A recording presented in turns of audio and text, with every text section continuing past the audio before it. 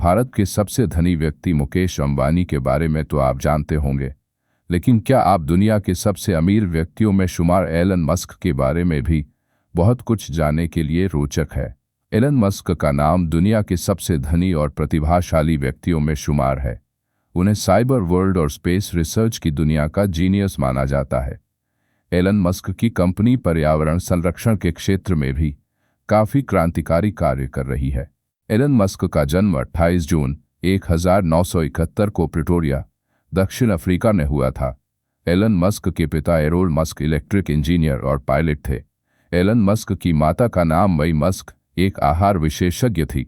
Elon ने अपने पिताजी के साथ रहते हुए अपनी शुरुआती पढ़ाई अफ्रीका में ही पूरी की। एलन को कंप्यूटर विषय सबसे पसंदीदा था। उन्होंने किताबों की मदद से कंप्यूटर सीख प्रोग्रामिंग करके एक गेम बनाया।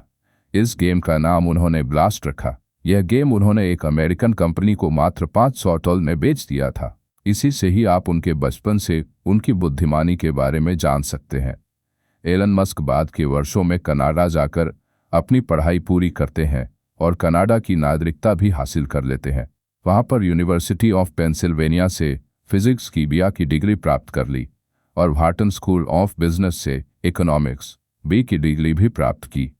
इलॉन मस्क बायोग्राफी इन हिंदी में उन्होंने अपनी पढ़ाई को केवल पढ़ाई की तरह ही नहीं बल्कि उसे जीवन में उतारा भी था। 1995 में एलन ने फिजिक्स में PhD करने के लिए अमेरिका की स्टैनफोर्ड यूनिवर्सिटी में एडमिशन ले लिया।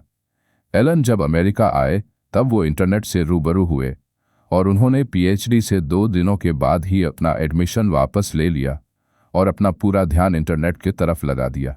यहीं उन्होंने अपने भाई के साथ एक कंपनी शुरू कर दी थी। इलॉन मस्क के अमेरिका जाने से उनकी किस्मत और समय दोनों बदल गया। एलन मस्क ने अपने भाई के साथ जो पहली कंपनी शुरू की थी उसका नाम था ज़िप्डो। उसमें उनके शेयर 7% थे और यह एक न्यूज़पेपर को सिटी गाइड करने का काम करती थी। 1999 में यह कंपनी कॉम्पैक्ट के पास चली गई और एलन को उसमें अपनी हिस्सेदारी के अनुसार $22 मिलियन मिले। 1999 में ही उन्होंने अपनी दूसरी कंपनी X.com पैसों के ट्रांजैक्शन करने वाली शुरू की। तब कॉन्फिनिटी नाम की एक कंपनी का भी यही काम था और वह कंपनी भी X.com ने मिल गई और X.com का नाम हो गया पेपैल। उसके बाद एलन मस्क और पेपाल के बोर्ड सदस्य में अनबनी के चलते उन्होंने पेपाल को बेचने का मन बनाया। बाद में eBay ने पेपाल को खरीद लिया जिससे एलन को $165 मिलियन मिले। एलन ने अपनी पिछली 2 कंपनी से मुनाफा कमा के स्पेस रॉकेट्स में हाथ आजमाया। 2003 में रूस गए। वहां पर वह 3 intercontinental ballistic missiles ICBM rocket लेना चाहते थे, लेकिन एक रॉकेट ही $8 मिलियन का था। उन्होंने इरादा बदला और वापस आ गए और रॉकेट साइंस पढ़ने लगे और 1 साल बाद उन्होंने अपना खुद का रॉकेट तैयार किया। उसके बाद उन्होंने SpaceX कंपनी का निर्माण कर डाला, लेकिन उनका पहला, दूसरा और तीसरा प्रयास भी फेल रहा।